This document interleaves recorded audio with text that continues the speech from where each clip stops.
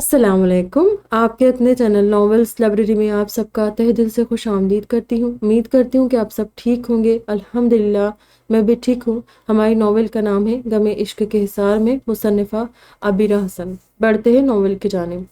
اپنے bed room کی balcony میں کھڑی وہ آسمان پر چمکتے تابناک چاند کو دیکھتے ہوئے اس خوبصورت چمکتی چاندنی رات کا ہی کوئی حصہ لگ رہی تھی۔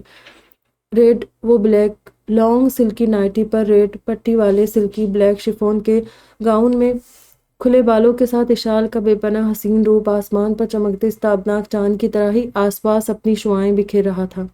خوبصورت کھڑے تیکھے نقوش سے سجا اس کا گلابی چہرہ کم عمری کی ملاحت لیے بے حد حسین لگ رہا تھا۔ خوش تھی کیونکہ نور کی طبیعت میں کافی حد تک سدھار آ چکا تھا، ورنہ ان سب کے 2 دن کافی پریشانی میں گزرے تھے۔ ہاسپٹل سے واپسی پر بھی وہ سب گاڑی میں اسی بارے میں بات کرتے آئے تھے۔ پھر گھر آنے کے بعد ازراق تو دادا جان کے روم میں ارکم ملک، ذوالفقار شاہ اور سمیر کے پاس چلا گیا تھا، اور وہ خود انیلا افا لوگوں کے پاس کتنی دیر بیٹھی رہی تھی۔ دل خوش تھا تو موڈ بھی خوشگوار تھا۔ تبھی چینج کر کے بالکنی میں آ کھڑی ہوئی۔ آسمان پر چمکتے چاند کو دیکھتے اس کے لب آپ ہی آپ گنگنانے لگی، جب اچانک پیچھے سے کسی نے اس کی کمر کو اپنے حصار میں لیتے ہوئے اپنے پاس کیا اور اشال کندھے پر تھوڑی ٹکا کر کھڑا ہو گیا۔ اشال اسے اس کی خوشبو سے ہی پہچان چکی تھی۔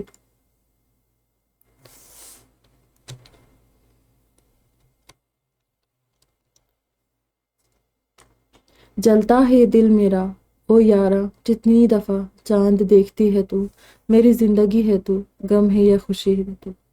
مسٹر ماڈل کو بھی سنگنگ آتی ہے، گانا گا رہے، گنہگار نہیں ہو جائیں گے؟ وہ اپنے پیٹ پر بندھے ازراق کے ہاتھوں پر اپنے ہاتھ رکھتے ہوئے شرارت سے مسکرا کر بولی، ہاں، اس گنہگار پر تمہاری صحبت کا اثر پڑتا جا رہا ہے، مگر دعا کرو کہ اس گنہگار سے گناہ کسی دن دادا جان کے سامنے نہ ہو جائے۔ اگر انہوں نے مجھے گاتے ہوئے سن لیا تو بنا لحاظ کے سب کے سامنے ہی دھلائی کر دیں گے میری۔ وشال کے بالوں کو ایک طرف کرتے اس کی گردن چھوتے ہوئے بولا، میری 2 دن کی صحبت نے آپ کو سنگر بنا دیا؟ واہ جی واہ! تو پھر وہ پہلے جو ماڈلنگ شروع کی تھی وہ کس کی صحبت کا اثر تھا؟ تب کس نے بگاڑا تھا آپ کو؟ کس نے گنہگار کیا تھا؟ کیا تب نانا جان کی دھلائی کا ڈر نہیں تھا؟ اشال نے دونوں ہاتھ کمر پر رکھتے ہوئے کڑے تیوروں سے پوچھا تھا، اور ازراق نے اس کی بات پر محظوظ ہو کر مسکراتے اسے دوبارہ کھینچ کر اپنے قریب کیا۔ بس یار، اللہ نے صورت ہی ایسی دی ہے، لوگ آگے سے خود ماڈلنگ کے لیے آفر کرنے آتے ہیں۔ میں تو منع کر کر کے تھک گیا تھا۔ پھر دوستوں نے کہا کہ اگر اللہ نے شکل اچھی دی ہے تو اسے دنیا سے بھی متعارف کرواؤ، تاکہ لوگوں کو بھی پتہ چلے اپنے ملک میں کتنا زیادہ حسن چھپا ہے۔ اسی لیے ماڈلنگ شروع کر دی۔ کالج یونیورسٹی میں پہلے ہی ہزاروں اپنے دل ہاتھوں میں لیے میرے آگے پیچھے گھومتی تھی، مگر ماڈلنگ کی دنیا میں جانے کے بعد تو جیسے لڑکیوں کا ایک جمع غفیر میرے ارد گرد اکٹھا ہو گیا۔ صنف نازک مجھ سے ایسے چپکنے کی کوشش کرتی تھی جیسے شہد سے مکھیاں چپکتی ہے۔ تبھی پاپا کی کڑی کلاس اور دادا جان کے جوتوں سے بچنے کے لیے میں نے ماڈلنگ چھوڑ دی۔ ویسے آپس کی بات ہے مائی ڈیئر وائفی، ابھی میرے پاس ہزاروں آفرز آتی ہے ماڈلنگ ورلڈ میں واپس لوٹنے کی، بٹ میں نہیں جاتا، اور اب تو شادی بھی ہو گئی ہے۔ ڈر لگتا ہے کہ کہیں کوئی ماڈل مجھ پر عاشق ہو گئی تو تمہارا کیا ہوگا؟ وشال کے گال کو چھوتے ہوئے آخری بات پر معنی خیز انداز میں آنکھ دباتے ہوئے بولا تھا۔ تبھی اشال غصے سے گھورنے لگی، لوفر لگ رہے بالکل، چھوڑے مجھے، اور جہاں جانا جائے، روکا کس نے ہے؟ مگر ہاں، جاتے جاتے میرے ارتضیٰ بھیا کو بھی لیتے جائیے گا، میرے بھیا آپ سے 95% خوبصورت ہے، اسی لیے دنیا کو آپ سے پہلے ان کا حسن دیکھنے کا حق ہے، تاکہ لوگوں کو پتہ چلے کہ ہمارے ملک میں آپ سے زیادہ حسین چہرے موجود ہیں۔ اور مجھے پورا یقین ہے کہ اگر ہزاروں لڑکیاں اپنا دل ہاتھوں میں لے کر آپ کے آگے پیچھے گھوم سکتی ہے تو ارتضیٰ بھیا کے پیچھے تو لاکھوں چلی آئے گی، کیونکہ ان جیسا حسین آپ کے یہاں کوئی بھی نہیں ہے۔ یہ منہ اور مسور کی دال، کوئی عاشق ہو گئی تو؟ وشال نے بھڑک کر کہتے آخر میں ازراق کے لہجے کی نقل بھی کی تھی۔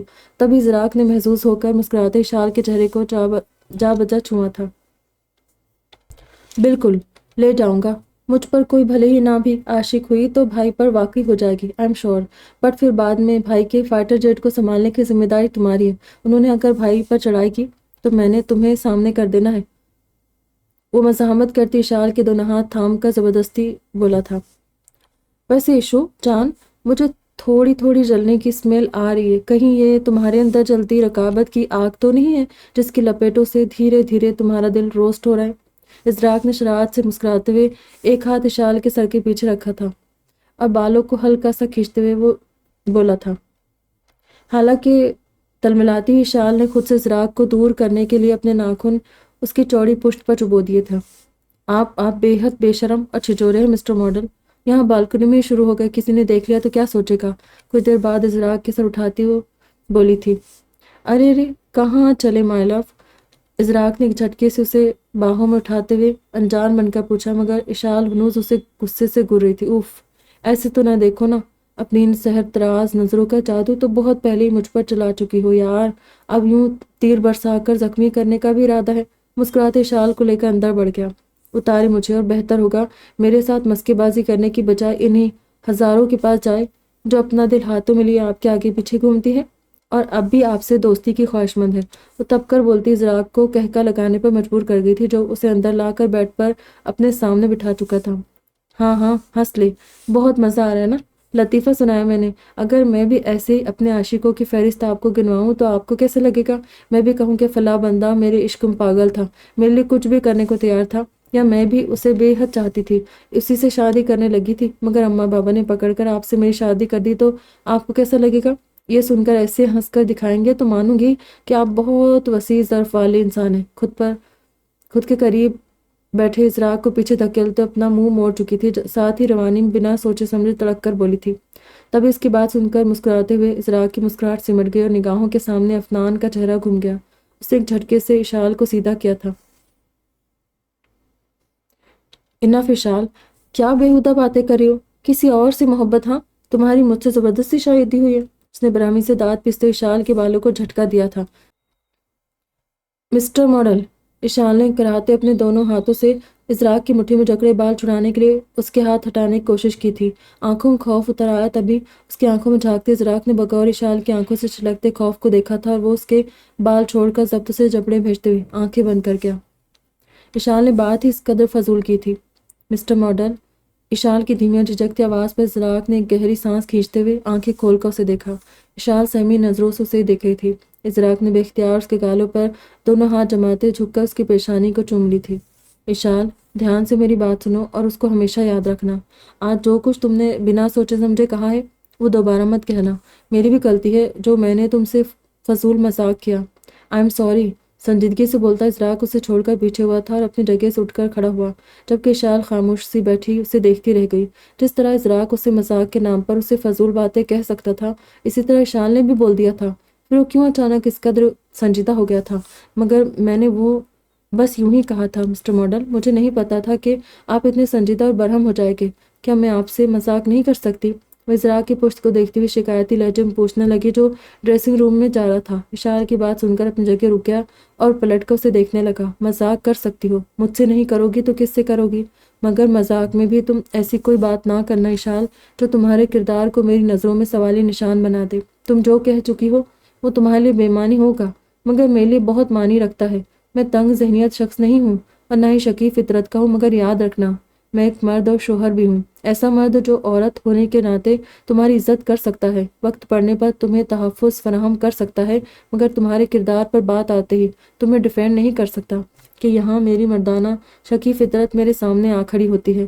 میں تمہارے لیے ایسا شوہر بھی بن سکتا ہوں جو بیوی ہونے کے ناطے تمہیں ٹوٹ کر چاہ سکتا ہے، تمہارے لیے محبت سے عشق تک کے مدارج بھی طے کر سکتا ہے، تم پر اعتماد کر سکتا ہے، اپنا جان و مال تم پر قربان کر سکتا ہے، مگر تمہارے ماضی کی کسی لغزش کے لیے تمہیں زندگی بھر معاف نہیں کر سکتا۔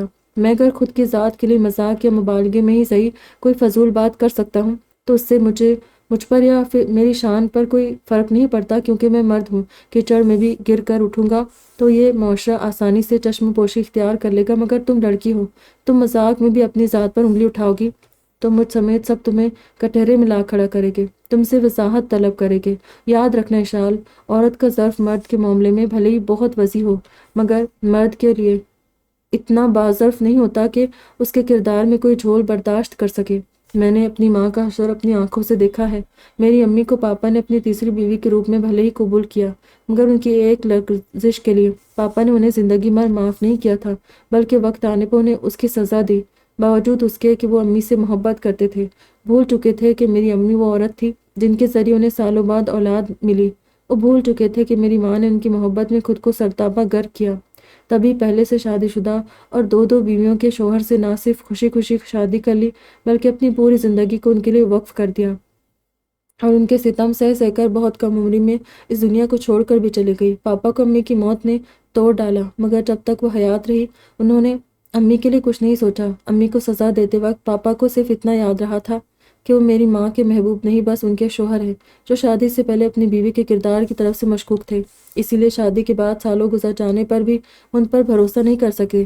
میری ماں کی آدھی زندگی کی ریاضت نے بھی پاپا کو امی کے ماضی کے اس لغزش کو بھولنے نہیں دیا جو نادانی کی عمر میں امی سے سرزد ہوئی تھی۔ امی اپنے دامن پر لگا داغ نہ دھو سکی، اسی لیے اپنی بقا کی جنگ ہار گئی اور خاموشی سے قبر میں جا سوئی۔ وہ تو ایک مرد کی فطرت کو کبھی نہیں سمجھ سکی، مگر میں تمہیں سمجھا رہا ہوں اشال، کبھی بھول سے بھی اپنے لیے اس قسم کی فضولیات مت کہنا۔ دھیان رکھنا کہ مذاق میں بھی بات کبھی تمہارے کردار پر نہ آئے۔ میں نہیں چاہتا کہ تمہاری نادانیوں کے باعث میرے اندر بھی کوئی دوسرا ارکم ملک جنم لے اور زندگی بھر کے لیے خسارے، پچھتاوے اور ناقابل برداشت درد میرے نصیب میں لکھ دیے جائے۔ بہرحال سو جاؤ تم، مجھے کچھ کام ہے۔ ازراق نے ضبط سے سرخ پڑتی آنکھوں کو ایک پل کے لیے موند کر کھولتے ہوئے کہا۔ اس کا خطرناک حد تک سنجیدہ چہرہ اور سرد لہجہ اس بات کے ضبط کا گواہ تھا۔ تبھی اشال ششدر سی بیٹھی سے دیکھتی رہ گئی۔ اسی پل دروازے پر دستک ہوئی اور ازراق نے ایک گہری سانس بھرتے ہوئے خود کو کمپوز کرنے کی کوشش کی، پھر آگے بڑھ کر دروازہ کھولا۔ دروازے کے باہر علایا کھڑی تھی، تیز گرم کھال کو جلاتے پانی کی بوچھار اس کے سر پر ہو رہی تھی۔ لباس کے نام پر بس ایک باکسر اس کے تن پر موجود تھا، اس کے ساتھ ہی 3-4 ماہر مکے باز اسے مسلسل ایک ساتھ گھیرے اپنا نشانہ بنائے ہوئے تھے، جن سے بچنے کی کوشش کرتے ہوئے وہ دوسری طرف بھاگتا تو ادھر موجود کتے اس کا گوشت نوچنے، اس پر جھپٹنے لگے تھے۔ اس سے پہلے اس کے ایک پیر کو چین سے باندھ کر اسی روم کے کونے سے اس پر موٹے موٹے چوہے بھی چھوڑے گئے تھے، جن سے بچنے کے لیے 1 گھنٹے تک وہ مسلسل جدوجہد کرتا رہا، مگر جب بے بسی کے آخری حد تک جا کر زور سے چلایا تھا، تبھی چوہوں پر باریک لوہے کا جال پھینک کر انہیں فوراً قید کر لیا گیا اور چوہوں والی سائڈ کا سلائڈنگ ڈور ایک جھٹکے سے بند کر دیا گیا تھا۔ تب سیف کو چوہوں سے خلاصی نصیب ہوئی تھی۔ یہ اسے شدید بے بسی کا احساس دلانے کے لیے کیا گیا تھا۔ یہ ارتزا کا ٹارچر سیل تھا، جس میں سزا کے طور پر سیف کو ڈالا گیا اور مختلف محاذوں پر مسلسل اکیلا لڑتے لڑتے اپنی ڈھال ہو رہا تھا۔ اگر وہ تھک کر رکنے کی کوشش کرتا تو اس پر جسم کو جلاتے گرم پانی کی بارش تیز کر دی جاتی۔ سر پر گرتا تیز کھولتا ہوا پانی سر کے بالوں کے ساتھ جسم سے کھال کو بھی کھینچنے لگتا۔ پانی سے بچنے کے لیے دوسری طرف بھاگتا تو سیف کے متحرک ہوتے ہی پانی تو بند کر دیا جاتا، مگر تب وہ باکسر اسے گھیر لیتے، جن سے خود کو بچاتے بچاتے تیسری طرف بھاگتا تو کتے اس پر جھپٹنے لگتے۔ کمرے کے سیمنٹ سے بنے فرش کے ایک حصے پر لوہے کی 3-4 روڈز لگا کر اس کے نیچے کتوں کو چھوڑا گیا تھا۔ وہ کتے مسلسل اوپر اچھلتے ہوئے سیف کے پیروں کو نوچ کھانے کی کوشش کر رہے تھے۔ روم کے چوتھے حصے پر چوہوں کا کیج تھا، جسے مکمل بند کرنے کے لیے اس حصے کو لوہے کے موٹی پرت والے بڑے سے سلائڈنگ ڈور سے کور کیا گیا تھا۔ سیف نے اس روم کی دہشت کو ہمیشہ بس باہر سے ہی دیکھا تھا، مگر آج جب خود اس کا واسطہ پڑا تھا تب اسے اندازہ ہوا تھا کہ یہ جگہ اس کے اندازے سے زیادہ بدترین تھی۔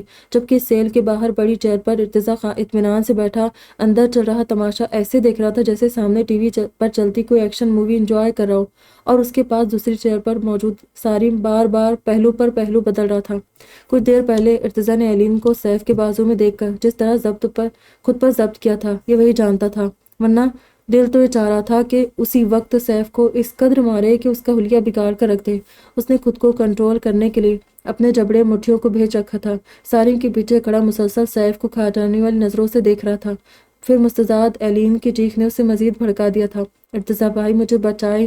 ایلین کی چیختی آواز پر وہ لپک کر آگے بڑھا تھا، مگر اس کے پہنچنے سے پہلے وہ بے ہوش ہو چکی تھی۔ ارتضیٰ نے فوراً شکیلہ کو آواز دے کر اندر بلایا تھا، جو کسی بوتل کے جن کی طرح اس کے سامنے چلی آئی۔ لڑکی کو لے کر باہر جاؤ، اور سنو کسی کو بھی اندر مت آنے دینا۔ باہر کی ساری لائٹس آف کر دو۔ ارتضیٰ ساکت کھڑے سیف کو کڑی نظروں سے دیکھتے سرد آواز میں شکیلہ کو آرڈر دیے تھے۔ شکیلہ نے اس بات میں سر ہلاتے ایلین کو سیف کے ہاتھوں سے آزاد کر کے پاس پڑی ریوالونگ چیئر پر بٹھایا تھا اور ارتضیٰ کے حکم پر عمل کرتی ہوئی باہر نکلتی چلی گئی۔ شکیلہ کے باہر جاتے ارتضیٰ کے اشارے پر ارباز نے روم کا دروازہ لاک کیا، جبکہ خود ارتضیٰ نے آگے بڑھ کر سیف کا رخ اپنی طرف کیا تھا، پھر ایک زوردار تھپڑ اس کے منہ پر مارا۔ سیف بری طرح لڑکھڑاتا ہوا پیچھے گرنے لگا تھا جب ارتضیٰ نے اسے کالر سے پکڑ کر اپنی طرف کھینچا تھا۔ یہ تھپڑ مجھ سمیت میری سکھائی سیکھ کو بھولنے کے لیے۔ جو نیچ حرکت تم نے کی ہے اس کی سزا ابھی باقی ہے۔ تمہیں پاور آف اور آزادی اس لیے نہیں دی گئی کہ اس کا تم ناجائز فائدہ اٹھانا شروع کر دو۔ بہت شوق ہو رہا تھا تمہیں اپنا وحشی اور جنگلی پن اس معصوم لڑکی کو دکھانے کا۔ تم اسے مینٹلی ٹارچر کر رہے تھے، مگر فزیکلی ٹارچر کیسے کیا جاتا ہے یہ میں تمہیں اب بتاؤں گا۔ ساجد کلیم! ارتضیٰ نے پیچھے کھڑے ساجد اور کلیم کو آواز دے کر اندر بلایا۔ سیف کو اندر لے کر جاؤ، تم دونوں اور ارباز جاؤ چیک کرو پانی کھول چکا ہے یا نہیں، سیف کی دھلائی اور منجھائی کا کام شروع کرنا ہے۔ ارتضیٰ کا آرڈر ملتے کلیم اور ساجد اسے پکڑ کر اپنے ساتھ اسی روم میں ایک طرف بنی سیڑھیوں کے راستے نیچے لے جانے لگے تھے، مگر ارتضیٰ کو سنجیدگی سے دیکھتا سیف ان دونوں کے ہاتھ جھٹکتے ہوئے خود ہی سیڑھیاں اترتا نیچے چلا گیا۔ اس کے جاتے ارتضیٰ تیش سے خاموش کھڑے سالم کی طرف گھوما تھا۔ دیکھ لی اس کی ہٹ دھرمی، کہیں کوئی شرمندگی ندامت دکھائی دی تمہیں اس کے چہرے پر؟ جانتے اس نے یہ دیدہ دلیری کس سے سیکھی؟ تم سے۔ تم نے ہی اسے یہ راستہ دکھایا ہے، تم نے اس گناہ کو اس کے سامنے آسان بنا کر پیش کیا ہے۔ آج دیکھو تمہاری ایک نیچ حرکت کا کیا نتیجہ نکلا ہے۔ جو کچھ تم کر چکے ہو وہی اب تمہارا چھوٹا بھائی کر رہا ہے، وہ تمہارے نقش قدم پر چل نکلا ہے۔ جو ذلالت تم نے دکھائی تھی اب وہ بھی وہی کر رہا ہے۔ یقین نہیں ہوتا کہ تم دونوں ڈیڈ جیسے اصول پسند شخص کے بیٹے ہو۔ اپنی کچھ فضول خواہشات اور بیجا ضدوں کو پورا کرنے کے لیے تم لڑکیوں کو ان کے گھروں سے اٹھا لاتے ہو۔ سوچا ہے کبھی ڈیڈ کو جب یہ پتہ چلے گا تو کیا ہوگا؟ کیسا لگے گا انہیں؟ شٹ! ڈسکسٹنگ! ارتضیٰ نے اپنے پاس دیوار پر زور سے مکہ مارتے ہوئے غصے سے سالم کو گھورا تھا، جو ایک طرف خاموشی اور شرمندگی سے سر جھکائے کھڑا تھا۔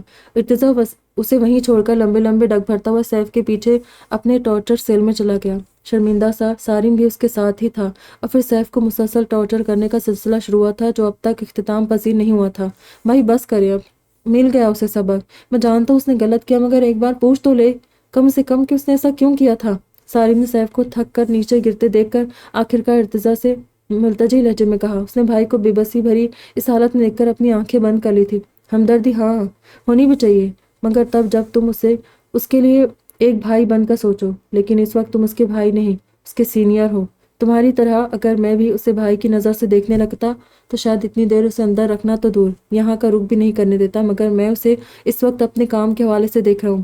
سیف نے جو گناہ کیا ہے اس کی سزا اسے ملنی چاہیے، وجہ چاہے جو بھی ہو، مگر ایک بات یاد رکھنا سالم کہ ہمارا کام ہمیں ایسی جسارتوں کی اجازت نہیں دیتا۔ ارتضیٰ نے گردن موڑ کر سالم کو دیکھتے کہا تھا، مگر سالم کو آنکھیں بند کیے بیٹھے دیکھ کر اس نے مبہم سے مسکراتے اپنے پاس موجود ایک سوئچ کو پریس کیا تھا۔ تبھی اندر موجود سیف کے آس پاس کا منظر اچانک بدلا تھا۔ تیز جلتا ہوا پانی گرنا بند ہو چکا تھا، باکسرز واپس مڑنے لگے تھے اور لوہے کی راڈ والے فرش پر لوہے کی سلائڈ چڑھ کر ان بھونکتے کتوں کو ڈھانپ چکی تھی۔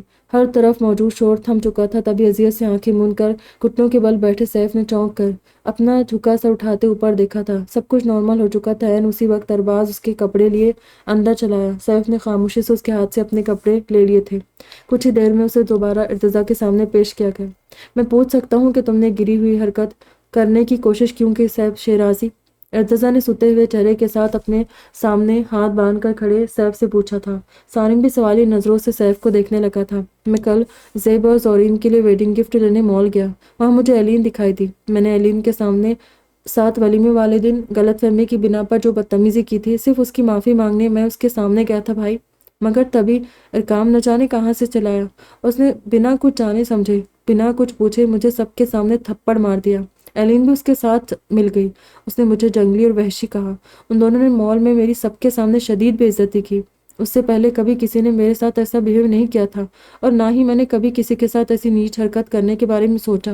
میں نے اپنی پاور کا غلط استعمال کرنے کی کوشش نہیں کی بھائی، مگر ان دونوں نے مجھے مجبور کر دیا۔ یہ دوسری بار ہے جب ارقام نے مجھ پر ہاتھ اٹھایا ہے۔ اپنی بے عزتی کے لیے میرا پہلا ٹارگٹ وہی ہوتا، مگر وہ آپ کا بھائی ہے اسی لیے بچ گیا، لیکن ایلین کو بتانا ضروری ہو گیا تھا کہ میں کتنا بڑا جنگلی ہوں۔ سیف ضبط سے سرخ پڑتے چہرے کے ساتھ ارتضیٰ کو تمام تفصیل بتا دی، اور ارقام کے بارے میں جان کر ارتضیٰ چپ کا چپ اپنی جگہ بیٹھا رہ گیا تھا۔ اس سے غلطی ہو چکی تھی، اس نے بنا حقیقت جانے سیف کو سزا دی تھی۔ اٹس انف بھائی، یہ ارقام کی دوسری حرکت ہے، مگر ہم ہر بار آپ کی وجہ سے خاموش ہو جاتے ہیں۔ ارقام اس لحاظ کو ہماری کمزوری سمجھ کر اس کا ناجائز فائدہ اٹھا رہے ہیں، ورنہ یہ آپ بھی اچھی طرح جانتے ہیں کہ سالم کس بلا کا نام ہے۔ اپنے بھائی کے ساتھ بدسلوکی کرنے والے کا حشر نشر کرنا مجھے اچھی طرح آتا ہے۔ سالم اپنے سامنے پڑی ٹیبل پر ہاتھ مارتے غصے سے بولا تھا، جبکہ ارتضیٰ خاموش نظروں سے اب بھی سیف کو دیکھ رہا تھا۔ تم اپنی بے عزتی کا بدلہ ایلین سے لینے کے بجائے اگر سیدھا چھوٹے سے لیتے تو میرے نزدیک تمہارا یہ عمل قابل مذمت نہیں بلکہ قابل تحسین ہوتا۔ سیف، کوئی تمہاری سیلف ریسپیکٹ کو بلا وجہ ہرٹ کرتا ہے، تم سے بدتمیزی کرتا ہے، یا تمہاری نرمی کا ناجائز فائدہ اٹھا کر تم سے ہاتھا پائی کرتا ہے تو تمہیں اسے اسی وقت منہ توڑ جواب دینا چاہیے۔ پھر چاہے سامنے میرا سگا بھائی کیوں نہ ہو۔ تمہیں اقام نے بنا غلطی کے ایک تھپڑ مارا تھا، تم اسے اسی وقت سب کے سامنے 2 تھپڑ مارتے، بلکہ مجھے بھی بتاتے۔ میں تمہارے سامنے خود اسے سزا دیتا، کیونکہ پہلی بار جب اس نے تمہارے ساتھ بدسلوکی کی اس وقت تمہارے ساتھ اسے بھی غلط فہمی ہوئی تھی، اسی لیے میں نے اس وقت خاموشی اختیار کر لی تھی، مگر دوسری بار اس نے تمہیں بنا غلطی کے مارا تو تمہیں برداشت نہیں کرنا چاہیے تھا، بلکہ تبھی اس سے بدلہ لیتے۔ بہرحال دیر اب بھی نہیں ہوئی ہے، میری طرف سے تمہیں اجازت ہے، تمہیں جو مناسب لگے تم کرو، بلکہ اسے جو سزا دینا چاہو اسے دے سکتے ہو۔ ارتضیٰ کے کہنے پر سیف نے اپنی بوجھل نگاہیں اٹھا کر ارتضیٰ کو دیکھا۔ میں اسے آخری موقع دینا چاہتا ہوں بھائی، اس نے مجھے سب کے سامنے مارا تھا، اب اسے سب کے سامنے ہی اس تھپڑ کے لیے مجھ سے معافی مانگنی پڑے گی، سیف نے سنجیدگی سے ارتضیٰ کو دیکھتے کہا تھا، اور اس کی بات سن کر ارتضیٰ نے خاموش نگاہوں سے اسے دیکھا تھا۔ سارم کی بھی حیرت بھری نظریں سیف پر جم گئی تھی، اسے بھائی سے اس طرح نرمی درگزر کی ہرگز توقع نہیں تھی۔ اس کے نزدیک ارقام ملک سیف کا مجرم تھا، جسے اس کے کیے کی سزا ملنی چاہیے تھی۔ یوں اتنی آسانی سے ارقام کو خلاصی دینا ایک بیوقوفی بھرا فیصلہ تھا، یہ سارم کا خیال تھا، اسی لیے اسے سیف کی نرم دلی ایک آنکھ نبھائی تھی، مگر اس سے پہلے کہ وہ سیف کو اس فیاضی کے لیے سرزنش کرتا، ارتضیٰ کا فون رنگ ہوا۔ ارتضیٰ نے چونک کر سامنے ٹیبل پر رکھا اپنا فون اٹھا کر دیکھا، علاء کی کال تھی۔ ارتضیٰ نے خفگی سے فون کی اسکرین کو گھورا تھا، جیسے اس کے فون کی اسکرین پر علاء کا نام اور نمبر نہیں بلکہ خود علاء ہی موجود ہو۔ اسے اس ظالم لڑکی کا ستم رہ رہ کر ستا رہا تھا۔ تبھی کچھ سیکنڈ بعد اس نے کچھ سوچ کر کال ڈسکنیکٹ کر دی۔ تمہیں مکمل اختیار ہے سیف، تم چھوٹے کو اگر معاف نہ بھی کرنا چاہو تو جو دل چاہے سزا دے سکتے ہو۔ اس نے تمہارے ساتھ زیادتی کی ہے، جس کے لیے تم اس کا گریبان پکڑ کر اسے اس کا جواب طلب کر سکتے ہو۔ اس کے لیے نہ تمہیں میرا لحاظ کرنے کی ضرورت ہے اور نہ ہی۔ ابھی وہ بول ہی رہا تھا کہ ایک بار پھر اس کا فون بجنے لگا، یہ بھی علاء کی کال تھی۔ ارتضیٰ نے لب بھیج کر اسکرین دیکھتے ہوئے پھر سے کال ڈسکنیکٹ کر دی۔ اس کے پیچھے ارباز، کلیم اور ساجد تھے اور سامنے سیف موجود تھا، جبکہ دائیں طرف سارم بیٹھا تھا، اسی لیے ابھی وہ علاء سے بات نہیں کرنا چاہتا تھا۔ میں کہہ رہا تھا کہ فون ایک بار پھر رنگ ہوا۔ ارتضیٰ نے جھلا کر پھر سے اسکرین کو دیکھا اور کال کٹ کر دی تھی۔ اس کے بعد دوبارہ کال آئی، یہ کال بھی ارتضیٰ نے کاٹ دی تھی، مگر کٹ کرنے کے کچھ سیکنڈز بعد پھر سے کال آنے لگی۔ ہوم منسٹری سے کالز آ رہی ہے بھائی، گھر جائے ورنہ ایک بھی کال نہ سننے کے جرم میں آپ کا گھر میں داخلہ ممنوع قرار دے دیا جائے گا، سیف کے کیس پر کل نظر ثانی کر لیجیے گا۔ سارم شرارت سے مسکراتا بولا۔ ارتضیٰ کے بار بار بجتے فون سے وہ پہچان چکا تھا کہ دوسری طرف یقیناً علاء ہوگی، اور ابھی ارتضیٰ سارم کو گھورتے اسے کوئی جواب دیتا کہ اسی وقت اس کے فون کی میسج ٹون ایک کے بعد ایک کر کے 4 سے 5 مرتبہ لگاتار بجتی چلی گئی۔ اف، کیا مصیبت ہے! وہ جھلا کر فون کو سائلنٹ موڈ پر کرنے لگا تھا، مگر اسکرین پر چمکتے 4 میسیجز کے نوٹیفیکیشن دیکھ کر اس نے نچلا لب دانتوں تلے دباتے نہ جانے کیا سوچ کر علاء کا پہلا میسج کھولا تھا۔ 5 کالز کی ہے، کم سے کم بندہ ایک کال اٹھا کر سن ہی لیتا ہے۔ اگر تمام ذمہ داریاں اور فرائض ادا کر لی ہو تو گھر بھی واپس آ جائے، یہاں بھی آپ کی ایک عدد ذمہ داری آپ کی منتظر ہے۔ نہایت عزت کے ساتھ ارتضیٰ کو مخاطب کرتا پہلا میسج تھا، جسے پڑھ کر ارتضیٰ کا دوبارہ سے دماغ خراب ہونا شروع ہو گیا۔ کچھ دیر کی کہہ کر گئے تھے، آدھی رات گزرنے والی ہے، کہا ہو میں نے تمہارے انتظار میں اب تک ڈنر بھی نہیں کیا ہے، جلدی واپس آؤ، مجھے بھوک لگ رہی ہے۔ یہ علاء کا دوسرا میسج تھا۔ تم اتنا اکڑ کس بات پر رہے ہو؟ میری نرمی کا ناجائز فائدہ مت اٹھاؤ ارتضیٰ ملک، ورنہ مجھ سے برا کوئی نہیں ہوگا۔ ارتضیٰ نے آنکھیں سکیڑ کر یہ میسج دیکھا تھا، اب وہ بری طرح تلملا کر اٹھا۔ گھر آ کر تمہیں اچھی طرح بتاؤں گا محترمہ علاء ارتضیٰ ملک کہ نرمی کس نے کس کے ساتھ دکھائی اور کس نے اس نرمی کا ناجائز فائدہ اٹھایا۔ ارتضیٰ نے غصے سے سوچتے چوتھا اور آخری میسج اوپن کیا تھا۔ استاد محترم، آخری مرتبہ پوچھ رہی ہوں، بتا دو کب تک گھر آؤ گے، اور اتنی رات تک تم کہاں گھومتے پھر رہے ہو؟ نہ کال پک کر رہے ہو نہ ہی میسج کا رپلائی کر رہے ہو۔ گھر واپس آؤ، زیادہ دیر کر کے میرا دماغ مزید گھمایا تبھی پاپا اور دادا جان سب کو تمہارے چھچورے کرتوت بتا دوں گی، نہ ہی گھر میں گھسنے دوں گی، پھر باہر لان میں ہی سو جانا، صبح جب سورج کی روشنی سیدھی منہ پر پڑے گی تو کرنا پھر ڈانس۔ یہ علاء کا آخری میسج تھا، جسے پڑھنے کے بعد وہ بھڑک کر اپنی جگہ سے اٹھ کھڑا ہوا۔ حسرت نہیں رہو گی مجھے ڈانس کرتے دیکھنے کی؟ نہ جانے کیا سمجھتی ہے خود کو، پہلے فضول دھمکیاں دو، پھر بعد میں لگاوٹ کے مظاہرے، کھانا نہیں کھایا، گھر میں نہیں گھسنے دو گی؟ میں بھی کون سا مرا جا رہا ہوں گھر آنے کو، گزار لوں گا رات باہر ہی کہیں۔ ارتضیٰ نے تلملاتے فون لاک کر دیا تھا۔ ساری میں گھر جا رہا ہوں، پاپا کے میسیجز آئے ہیں، اب سنو تم نے کیا کرنا ہے۔ تم پہلے ارتضیٰ بول رہا تھا، مگر دوبارہ سے اس کے فون کی میسج ٹون بجنے لگی۔ بھائی آپ پہلے گھر جائے ورنہ واقعی آپ کو گھر میں داخل نہیں ہونے دیا جائے گا، رات بھر لان میں سونا پڑے گا۔ سارم نے ایک مرتبہ پھر ارتضیٰ کو چھیڑا تھا، جو اس کی بات سن کر حیرت سے اس کی شکل دیکھنے لگا۔ تمہیں کیسے پتا؟ بے اختیار اس کے لبوں سے پھسلا تھا، اور اس بار سارم کے ساتھ سیف ارباز، کلیم اور ساجد کے زوردار قہقہوں نے ارتضیٰ کو اپنی بے اختیاری کا احساس دلایا تھا۔ تبھی اپنی خجالت چھپاتے ہوئے ان سب کو گھورنے لگا۔ منہ بند کرو اپنے، ورنہ ابھی سب کے دانت توڑ دوں گا۔ سارم، تم شکیلہ کے ساتھ بحفاظت ایلن کو ہیڈ کوارٹر لے کر جاؤ، اسے اگلی کسی فلائٹ سے واپس بھیجیں گے۔ تب تک کے لیے شکیلہ کو کہنا کہ اسے بے ہوشی رکھا جائے۔ میں کل علاء کے ساتھ اس کے پاس جاؤں گا، اور یہ بات ہم سب کے سوا کسی اور کو پتہ نہیں چلنی چاہیے۔ تم لوگ اس کا خاص خیال رکھنا، خاص کر تم سارم۔ تم اپنی آنکھیں کان کھلے رکھنا۔ کل رات میں زارون کے ساتھ فیصل آباد کے لیے نکل رہا ہوں۔ ڈیڈ کے پاس سیالکوٹ بھی جاؤں گا اور گاؤں بھی جانا ہے۔ مجھے ایک دن کے بعد ہی زیب کی بھی یاد بری طرح ستانے لگی۔ ارتضیٰ بولتا روم سے باہر نکلنے لگا تھا کہ پیچھے سے سیف کے پکارنے پر اپنی جگہ تھم کر رکا۔ بھائی، زیب کی اس معاملے میں کوئی غلطی نہیں ہے، اس نے میرے کہنے پر یہ سب کیا تھا۔ سیف کی بات سن کر ارتضیٰ نے پلٹ کر اسے دیکھا تھا، پھر بنا کچھ کہے باہر نکلتا چلا گیا۔ بھابی جان، آپ آئیں، اندر آئیں نا۔ کیا ہوا، آپ سوئی نہیں اب تک؟ جاگ رہی ہے؟ خیریت؟ ذرا بھائی سوری، میں نے اتنی رات کو آپ لوگوں کو ڈسٹرب کیا۔ وہ بس میں پوچھنے آئی تھی کہ کیا آپ کو پتہ ہے ارتضیٰ کہاں گئے ہیں، یا آپ کے پاس ان کی کوئی کال وغیرہ آئی؟ وہ اب تک گھر پر نہیں آئے۔ میں کئی دفعہ ان کا نمبر ٹرائی کر چکی ہوں، میسیجز بھی کیے ہیں، مگر نہ انہوں نے کال پک کی، نہ کسی میسیج کا رپلائی کیا۔ علاء نے جھجکتے ہوئے ازراق سے پوچھا، ساتھ ہی خاموشی سے اپنی طرف آتی شال پر بھی ایک نظر ڈالی جو اسے دیکھتے ہی بیڈ سے اٹھ کھڑی ہوئی تھی۔ مجھے نہیں پتا بھابی کہ بھائی کہاں گئے ہیں، اور نہ انہوں نے کوئی کال کی۔ ہو سکتا ہے وہ شاید اپنے کسی کام سے گئے ہو، بزی ہوں گے، تبھی آپ سے بات نہیں کر پا رہے۔ ازراق نے لائق کی جھجک کو بخوبی محسوس کر لیا تھا، تبھی اسے تسلی دیتا بولا، آپ انہیں کال کر کے دیکھے، ہو سکتا ہے آپ کی کال پک کر لے، پوچھے وہ کہاں ہیں۔ علاء نے ازراق سے کہا۔ اسے اس وقت ارتضیٰ پر بے حد غصہ تھا، جو اپنے فضول کے ڈراموں کی وجہ سے اسے بلا وجہ سب کے سامنے شرمندہ کروا رہا تھا۔ اچھا رکے، میں انہیں کال کرتا ہوں۔ ازراق اس بات میں سر ہلاتا ہوا اپنا فون لے کر باہر بالکنی کی طرف چلا گیا، اور علاء کے پاس کھڑی اشال اسے سوالی نظروں سے دیکھنے لگی۔ بھیا آپ کی کال پک کیوں نہیں کر رہے؟ آپ دونوں کے بیچ کوئی بات ہو گئی ہے کیا؟ ورنہ بھیا اور آپ سے بات نہ کرے یا آپ کو اگنور کرے، یہ تو امپاسبل ہے۔ اشال کی بات پر علاء نے فوراً اس سے نظر چرا لی۔ اب وہ اشال کو اصل بات کیسے بتاتی کہ ارتضیٰ اس سے کیوں ناراض تھا؟ بتائیں نا بھابی جان، کیا بات ہے؟ بھیا آپ سے خفا ہے کیا؟ اشال نے دوبارہ پوچھا تھا، مگر علاء سے جواب دیتی اس سے پہلے ہی ازراق فون ہاتھ میں لے اندر چلایا۔ بھابی جان یہ لے، بات کر لے بھائی سے، وہ کال پر ہے۔ ازراق فون علاء کو تھما کر خود چینج کرنے ڈریسنگ روم میں چلا گیا، جبکہ علاء اس بات میں سر ہلاتے ہوئے فون ہاتھ میں لیے اپنے روم کی طرف بڑھ گئی تھی کہ اسے ابھی استاد محترم کی کلاس بھی لینی تھی، جو وہ اشال کے سامنے نہیں لے سکتی تھی۔ تبھی اپنے روم میں چلے۔ ہیلو۔ اپنے روم میں آ کر وہ روم کا دروازہ بند کرتے ہوئے سپاٹ لہجے میں بولی، کیا ہوا؟ کون سی قیامت ٹوٹ پڑی ہے جو اتنی کالز اور میسیجز کر رہے ہو، اور اب زر سے فون کروایا ہے؟ اس اچانک التفات کی وجہ جان سکتا ہوں؟ دوسری طرف سے ارتضیٰ کی بھڑکتی آواز سن کر علاء کے دل میں چھن سے جیسے کچھ ٹوٹا۔ یہ اپنی شادی کے بعد دوسری مرتبہ ارتضیٰ نے اس سے اس لہجے میں بات کی تھی۔ میری کال کیوں نہیں پک کر رہے تھے؟ اس نے حتم المقدور اپنے لہجے کو نارمل رکھنے کی کوشش کرتے ہوئے کہا، مجھے بیوی کی غلامی کرنے کے سوا بھی ہزاروں کام ہوتے ہیں، انہی میں بزی تھا۔ ارتضیٰ کا دوسرا بدتمیزی سے بھرا جواب علاء کو سرتاپا سلگا گیا۔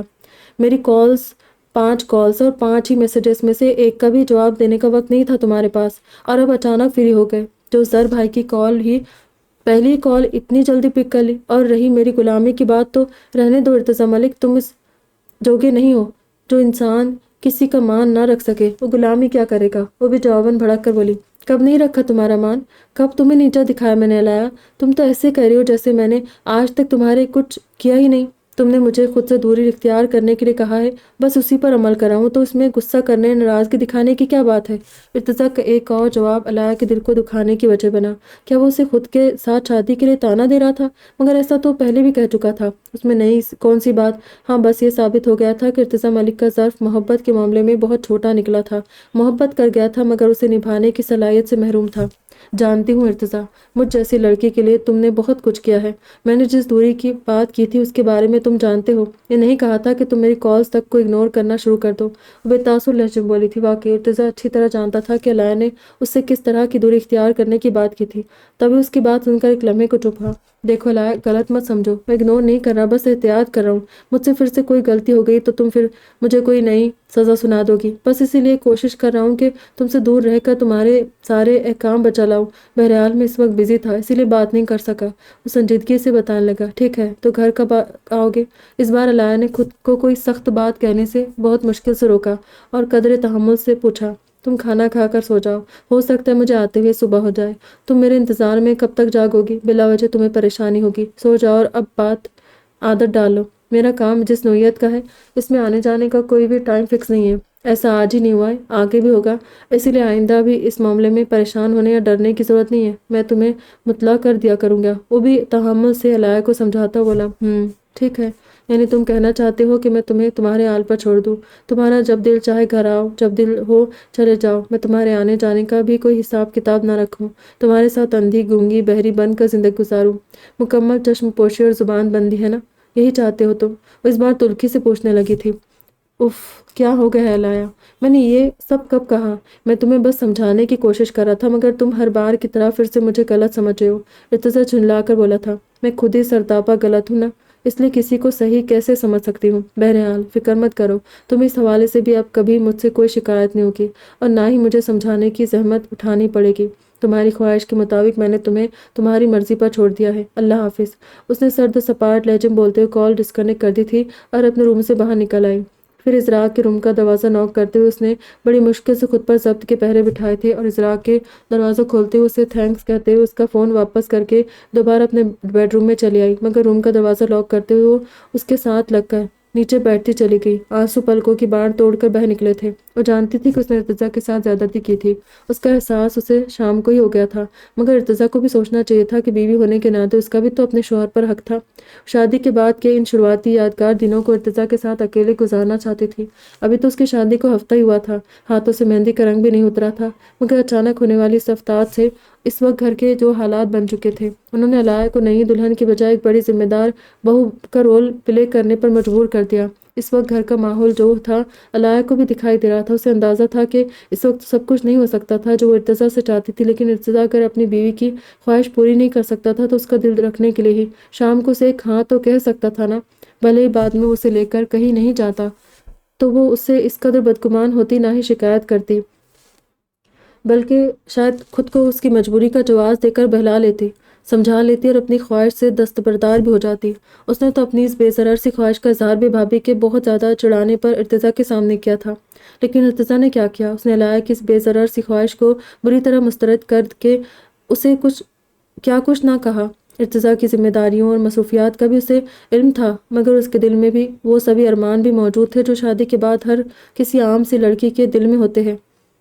ہاں، وہ عام سی ہی لڑکی تھی، بھلے ہی کتنا خاص بننے کی کوشش کر لیتی، مگر وہ ایک عام سی ہی لڑکی تھی۔ اس کی خواہشات بھی وہی عام سی نوعیت کی تھی، جن کی وجہ سے اس کی زندگی میں بھی وہ تمام حالات و واقعات رونما ہونے شروع ہو گئے تھے جن کا سامنا شادی کے فوراً بعد ہر لڑکی کو کرنا پڑتا ہے۔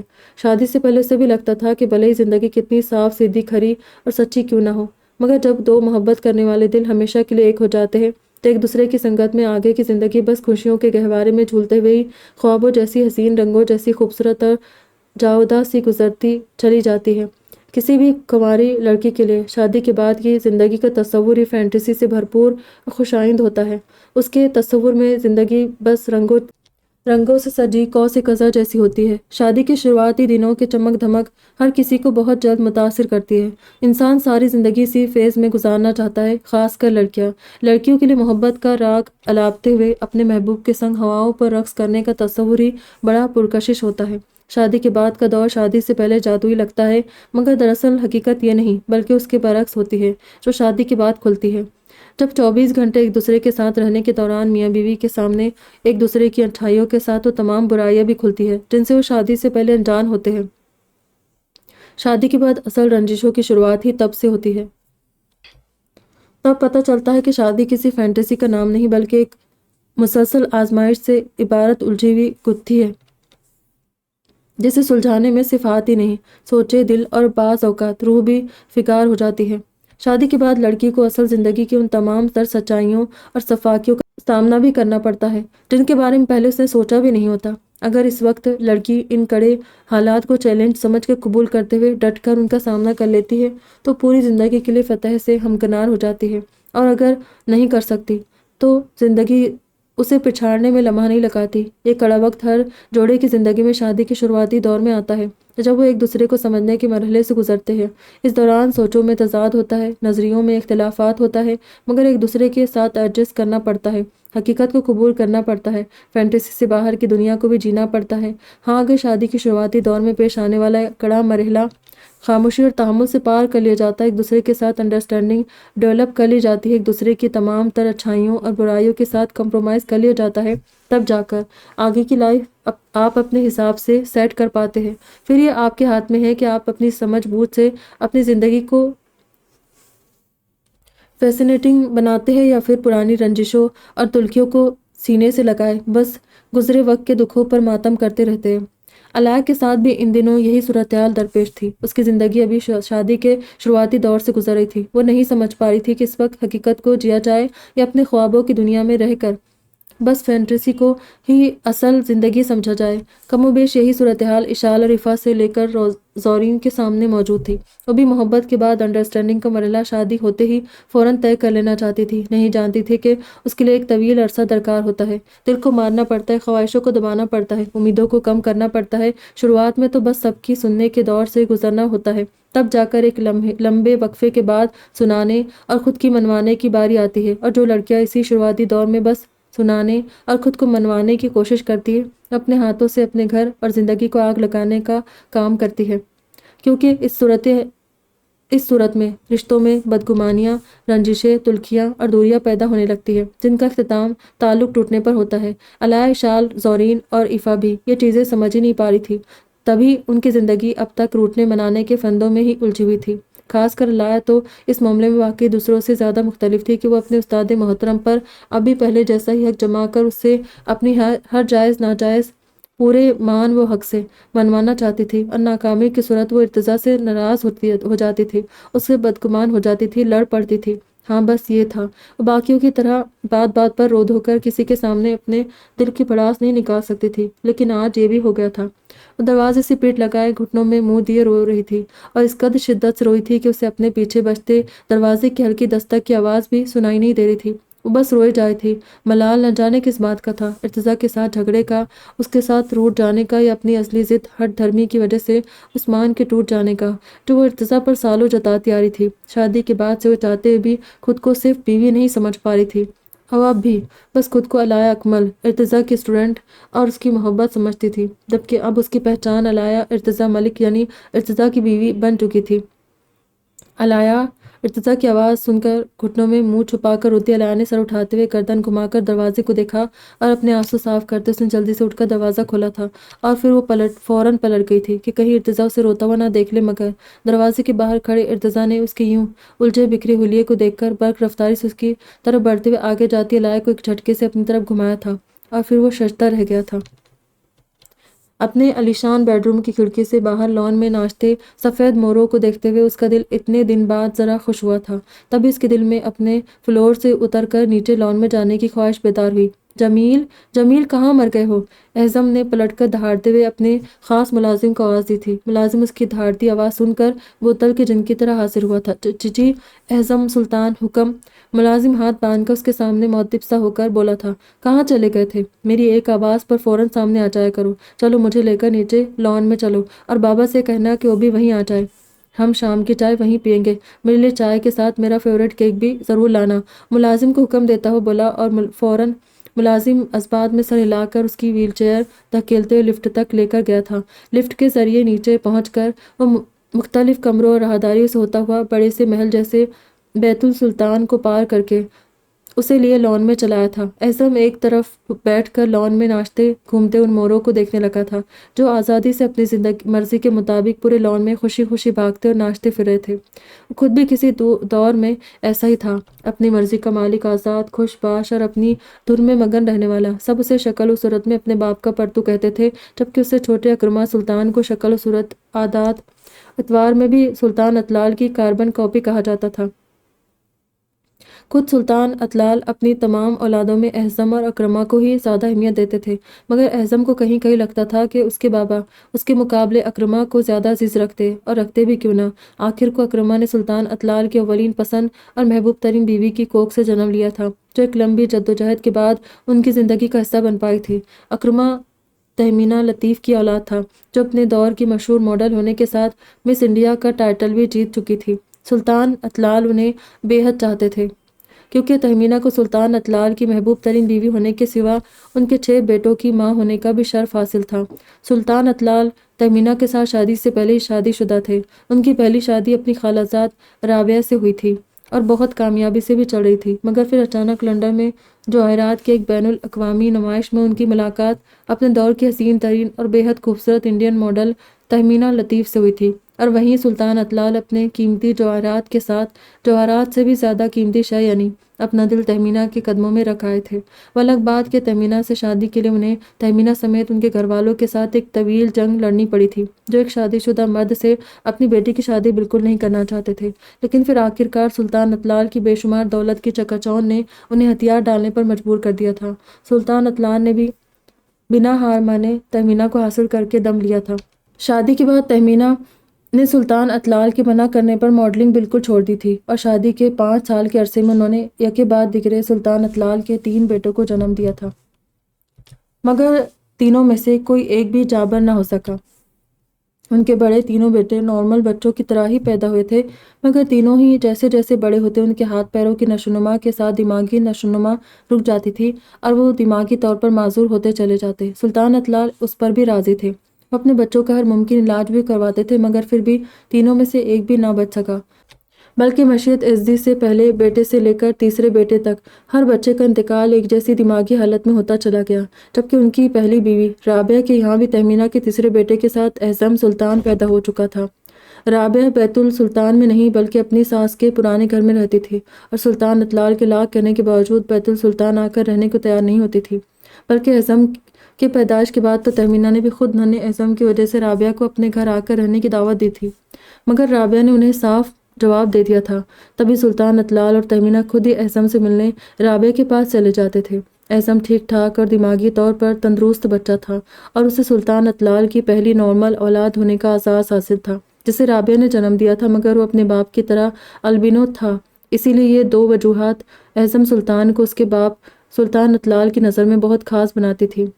ادھر تہمینہ کے یہاں بھی شادی کے 8ویں سال ان کے چوتھے بیٹے اکرمہ سلطان نے جنم لیا تھا، جو اعظم کی ہی طرح نارمل ضرور تھا مگر مکمل نہیں تھا۔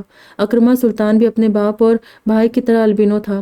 تہمینہ کے لیے اکرمہ ان کی پہلی نارمل اولاد تھا، اور اس کے سال بھر بعد چھوٹا اور 5ویں نمبر کا بیٹا آبان سلطان تو اکرمہ سے بھی نمبر لے گیا تھا۔ وہ نہ تو اکرمہ کی طرح البینو تھا، نہ ہی اپنے بڑے تینوں بھائیوں کی طرح دماغی معذور تھا۔ سلطان اطلال کے 3 بیٹوں میں سے آبان ہی مکمل طور پر نارمل اور مکمل تھا، اور اس سے 2 سال چھوٹا عمر بھی آبان کی طرح نان البینو تھا، جبکہ اعظم کے 8 سال بعد رابعہ کے یہاں پیدا ہونے والا ان کا دوسرا اور آخری بیٹا ابو بکر بھی البینو تھا، مگر اس کی پیدائش سلطان اطلال کے لیے باعث خوشی ہونے کے بجائے ایک درد بھرا سانحہ بن گئی تھی، کیونکہ ابو بکر کی پیدائش پر رابعہ کا انتقال ہو گیا۔ یوں 8 سالہ اعظم کے ساتھ نومولود ابو بکر بھی تہمینہ کے آغوش میں آ سمایا اور ان کی گود میں پل کر جوان ہوا تھا۔ سب بھائی اپنی ماں کو بہت ویلیو دیتے تھے۔ تہمینہ نے بھی ان کے درمیان کبھی سگے اور سوتیلے کا لفظ نہیں آنے دیا۔ وہ سب بھائی تھے اور ایک ماں کی اولاد تھے، یہ ان کی سب سے بڑی پہچان تھی۔ اکیلے اکیلے بیٹھ کر کیا سوچا جا رہا ہے اعظم سلطان؟ سلطان اطلال نے ساکت بیٹھے بیٹے کے کندھے پر ہاتھ رکھتے پوچھا، اور اعظم اچانک چونک کر ماضی سے حال میں واپس لوٹا۔ کچھ نہیں بابا، بس ایسے روم میں دل گھبرا رہا تھا تو یہاں آ بیٹھا تھا۔ آپ بتائیں کب آئے آفس سے؟ اپنا وائلڈ ٹائگر اور اے بی سلطان کہاں ہیں؟ اعظم نے مسکراتے باپ سے پوچھا، آج وہ کافی سے زیادہ نارمل کنڈیشن میں تھا۔ تبھی سلطان اطلال نے موقع غنیمت جان کر اس سے بات کرنے کے بارے میں سوچا۔ آ رہے بس، بلکہ لو آ گئے۔ سلطان اطلال نے اپنی طرف آتے اکرمہ اور ابان کی طرف اشارہ کرتے کہا۔ وہ دونوں تیزی سے ان کی طرف آ رہے تھے، پیچھے پیچھے 3 ملازم بھی ان کے ساتھ آ رہے تھے۔ اکرمہ کی اسپیشل آرام دہ چیئر اور بڑی سی چھتری لیے سلطان اطلال کی طرف ہی دوڑے چل آئے تھے۔ ابھی دھوپ مکمل ڈھلی نہیں تھی، اسی لیے اکرمہ کی احتیاطی تدابیر بھی اس کے ساتھ ساتھ ہی تھی۔ السلام علیکم۔ اکرمہ اور ابان نے بنا کسی کو مخاطب کیے سلطان اطلال اور اعظم کو سلام کیا تھا۔ وعلیکم السلام۔ آؤ بیٹا، ابھی اعظم تم دونوں کے بارے میں ہی پوچھ رہا تھا۔ سلطان اطلال نے اکرمہ کو نثار ہوتی نظروں سے دیکھا، جو مرون ٹی شرٹ اور بلیک ٹراؤزر میں اپنی آرام دہ چیئر پر بیٹھتے ہوئے اب اپنے سر اور چہرے کے عین اوپر چھتری سیٹ کر رہا تھا۔ بےحد خوبصورت تھا، یہ سب کہتے تھے، مگر اس کی خوبصورتی بے مثال تھی، یہ سلطان اطلال کا ماننا تھا۔ اچھا، یعنی آج شقیق کا وائلڈ موڈ آف ہے؟ اکرمہ نے بھائی کو شرارت سے چھڑا تھا، تبھی اعظم نے خفگی سے اسے دیکھا۔ تم بھی میرا مذاق اڑانے والوں میں شامل ہو گئے ہو؟ مجھے تم سے امید نہیں تھی۔ پل لگا تھا اعظم کو واپس اپنے کھول میں سمٹنے میں، تبھی سلطان اطلال سمیت اکرمہ اور ابان بھی بوکھلا گئے تھے۔ ارے نہیں شقیق، میں بس مذاق کر رہا تھا، آپ تو بڑے ڈینجرس آدمی ہیں یار، 2 منٹ میں روٹ جاتے اور اگلے بندے کو سنبھلنے کا موقع بھی نہیں دیتے۔ اکرمہ نے منہ پھیلا کر بیٹھے اعظم کے سامنے ہاتھ جوڑتے ہوئے بیچارگی سے کہا، اور اعظم اس کی بیچاری سی شکل دیکھ کر ہنس رہا تھا۔ ایک بار پھر ان سب کو حیرت کا خوشگوار جھٹکا لگا۔ اللہ میرے بیٹے کو بری نظر سے بچائے، اس کے ہونٹوں کی ہنسی ایسے ہی سلامت رہے۔ سلطان اطلال کے لبوں سے بے اختیار دعا نکلی۔ پھر کچھ ہی دیر میں نوکر چائے کے ساتھ کھانے کے لوازمات بھی لان کی خوبصورت ماربل ٹیبل پر سیٹ کر گئے تھے۔ اعظم کا فیورٹ کیک بھی موجود تھا۔ اعظم، میں تمہیں کچھ دکھانا چاہتا ہوں بیٹا۔ سلطان اطلال نے اپنی چائے ختم کرنے کے بعد کپ ٹیبل پر رکھتے ہوئے اس ضروری بات کا آغاز کیا تھا جس کے متعلق وہ کچھ دیر پہلے سوچ رہے تھے۔ کیا بات ہے بابا؟ اعظم نے سوالی نظروں سے باپ کو دیکھا اور سلطان اطلال نے بنا کچھ کہے اپنا فون سامنے ٹیبل سے اٹھا کر اس کی اسکرین کو اعظم کے سامنے کر دیا تھا۔ اعظم نے چونک کر باپ کے فون کی اسکرین کو دیکھا تھا اور پھر اس کے ہاتھ میں موجود کپ لرزتے ہوئے لان کی مخملی گھاس پر گر گیا تھا۔ رباب، یہ میری رباب ہے بابا۔ وہ باپ کے ہاتھ سے فون کو جھپٹتے ہوئے حلق کے بل چیخا تھا، ساتھ ہی دیوانہ وار فون کی اسکرین کو چومنے لگا تھا۔ اکرمہ اور ابان شاکڈ سے بیٹھے باپ کا چہرہ دیکھتے رہ گئے تھے، جبکہ سلطان اطلال کا چہرہ خوشی سے چمک اٹھا۔ بابا، یہ میری رباب ہے، فون کی اسکرین کو دیکھتے ہوئے دوبارہ خوشی سے چیخا تھا۔ ہاں بیٹا، تمہاری رباب، اسے میں تمہارے لیے واپس لاؤں گا، فکر مت کرو، بس تم مجھ سے وعدہ کرو کہ اب رباب کے لیے دوبارہ سے ٹھیک ہونے کی کوشش کرو گے، اپنا آپریشن کرواؤ گے، اپنی ٹانگوں پر کھڑے ہو جاؤ گے اور دوبارہ سے مجھے وہی پرانے والے اعظم بن کر دکھاؤ گے۔ سلطان اطلال نے بیٹے کے سامنے ہاتھ پھیلاتے نم لہجے میں کہا اور اعظم نے جھٹ سے اپنا ہاتھ ان کے پھیلے ہاتھ پر رکھ دیا۔ ہاں بابا، میں آپریشن کرواؤں گا، میں رباب کے لیے ٹھیک ہو جاؤں گا بابا، آپ بس رباب کو واپس لا دیں۔ دوبارہ سے سلطان اطلال کا ہاتھ تھام کر بولا اور سلطان اطلال نے اسبات میں سر ہلاتے اس کے ہاتھ سے اپنا فون لینا چاہا، مگر اعظم نے ہاتھ میں تھما فون پیچھے کرتے نفی میں سر ہلا دیا تھا۔ فکر مت کرو، تمہیں رباب کی پکس واٹس ایپ کر دی ہے، سلطان اطلال نے اپنا فون اس کے ہاتھ سے لیتے مسکرا کر کہا اور اعظم خوشی سے چمکتے چہرے کے ساتھ اپنے ملازم کو آواز دیتا ہوا واپسی کے لیے اپنے کمرے کی طرف بڑھ گیا تھا کہ اس کا فون اوپر اس کے روم میں تھا۔ بابا، یہ سب کیا ہے؟ رباب آپ کو کہاں ملی؟ اعظم کے واپس جاتے شاکڈ بیٹھے اکرمہ نے باپ سے پوچھا تھا۔ میں بلال کے ساتھ کسی ایسی لڑکی کا سودا کرنا چاہتا تھا جو دکھنے میں بے حد حسین ہو۔ اتفاق سے ان دنوں پاکستان سے جن لڑکیوں کا گروپ آ رہا تھا، بلال نے مجھ سے وعدہ کیا کہ وہ اس گروپ کی سب سے حسین لڑکی مجھے بیچے گا۔ میں نے بنا لڑکی دیکھے بلال سے اس کے منہ مانگے داموں پر لڑکی کے لیے ڈیل بھی کر لی تھی، مگر پھر پیسے لینے کے بعد بھی مسلسل ٹال مٹول سے کام لے رہا تھا۔ لیکن پھر کل جب تم اس سے مل کر آئے تو اس نے کل شام ہی مجھے لڑکی کی تصویر سینڈ کر کے بتایا کہ وہ میرے ساتھ اسی لڑکی کا سودا کرنا چاہتا تھا، مگر اس لڑکی کو دیکھ کر میں بھی اعظم کی طرح شوق رہ گیا تھا۔ یہ میرے بیٹے کی قسمت ہے، اللہ کی ہم پر مہربانی کے 5 سالوں بعد آخرکار مجھے ایسی لڑکی مل ہی گئی جو اعظم کی زندگی میں رباب کا نعم البدل بن کر شامل ہوگی۔ سلطان اطلال نے بیٹے کو بتاتے اپنا فون اب اکرمہ کے سامنے کر دیا تھا۔ اسکرین پر 2 لڑکیوں کے کھلکھلاتے چہرے جگمگا رہے تھے، ایک نے لہنگا پہنا ہوا تھا جبکہ دوسری نے گاؤن پہنا ہوا تھا، مگر لہنگے والی لڑکی کو دیکھتے اکرمہ ساکت رہ گیا تھا۔ یہ شقیق کی رباب، یہ ہے بابا، ہو رباب جیسی ہے لڑکی۔ اکرمہ نے فون کی اسکرین کو دیکھتے ہوئے ایک لڑکی کے چہرے پر انگلی رکھ کر سخت بے یقینی سے کہا تھا۔